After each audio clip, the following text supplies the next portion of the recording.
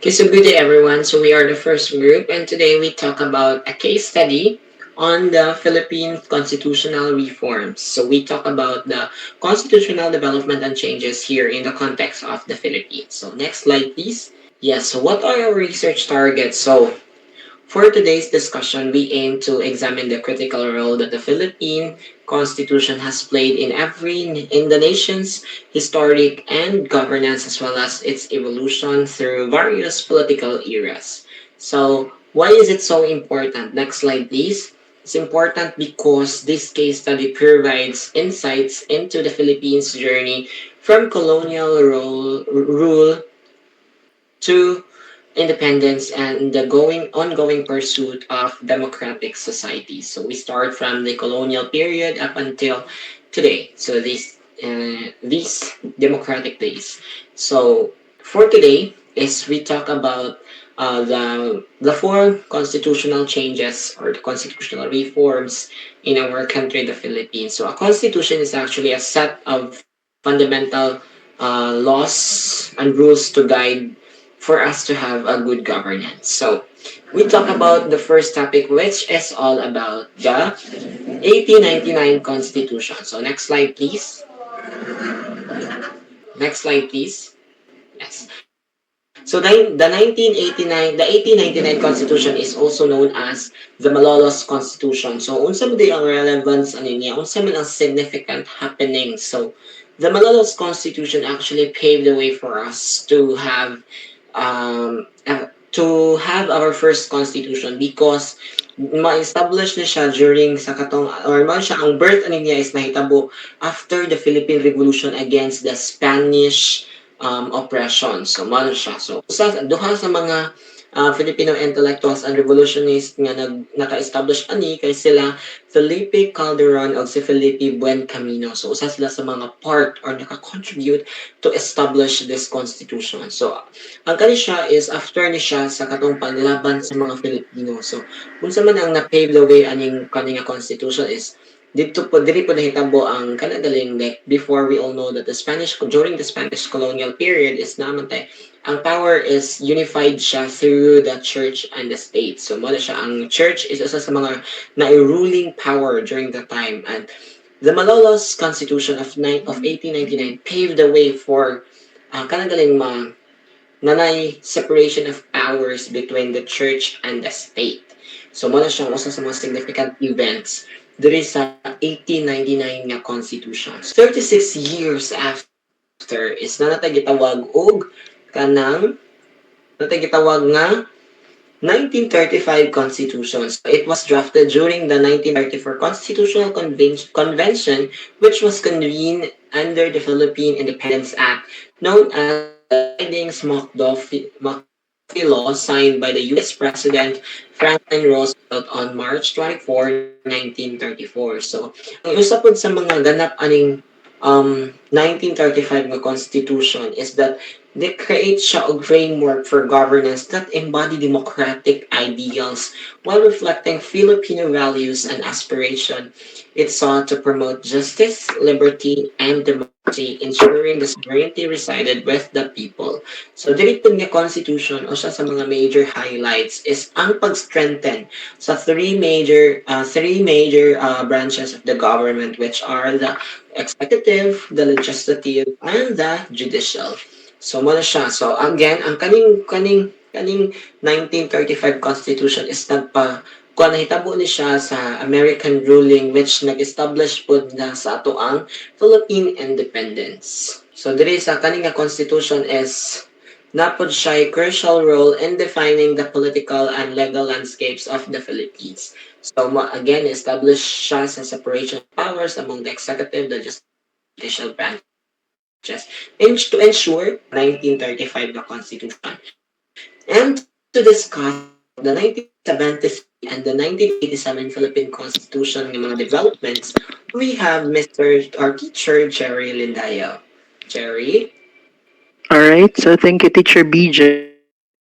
Okay, so now let's just proceed directly to the 1973 Constitution. So the Constitution of the Philippines, or known as the Saligang Batas ng Pilipinas, is considered as the supreme law of the Philippines. No, the 1973 Constitution consists of a preamble and 17 articles enabling the transition from presidential to the parliamentary type of government. And it was on January 17, 1973, when the late President Marcos proclaimed Proclamation number 1102, declaring that 1973 Constitution was officially ratified by a large percentage of the people and had come into effect. So the Marcos Constitution that time, commonly referred to as the constitutional authoritarianism, which means nga there's just one person who had that specific kanang rule nga during the time the Marcos itself, Marcos Senior had the authoritarian voice, no, nga mo have the order, the even providing the commands. So many changes took place during the Marcos ruling, including the suffrage, the organizational forms of Congress, and of course the authority and functions of the government. In this 1973 Constitution, was intended to provide, no, it provides an important advancement beyond previous constitutional texts in regard to enforcing the social justice and social rights. So there are 7 major categories listed in the 1973 Constitution, prioritizing, including the women, health, agriculture, and natural resources, and of course the labor. So the Philippine Constitutional Convention of 1971, which was established to revise the 1935 Constitution, was labeled the starting point of this historical development of the 1973 Philippine Constitution.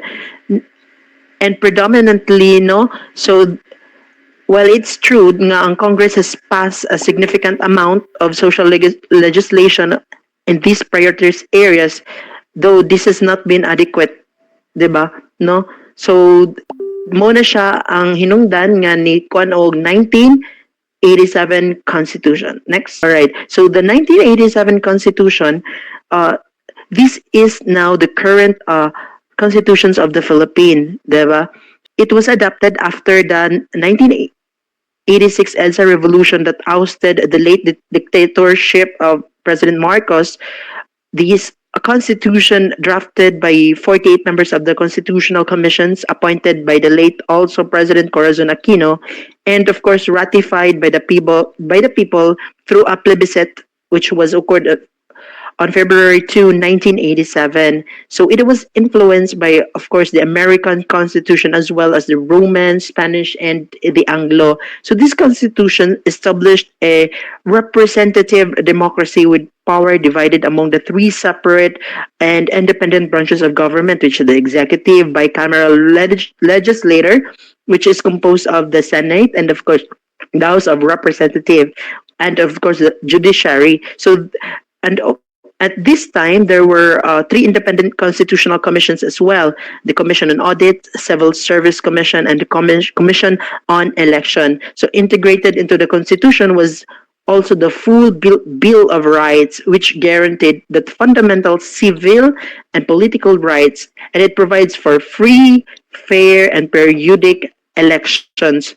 So this Constitution provides a next comprehensive framework also for governance, so delineating the powers of the 3 branches of government, the executive, the katong legislative, and judicial, so that this separation of power is crucial for preventing any of the branches from becoming too powerful. So diri mosulod ang atong check and balances between the government.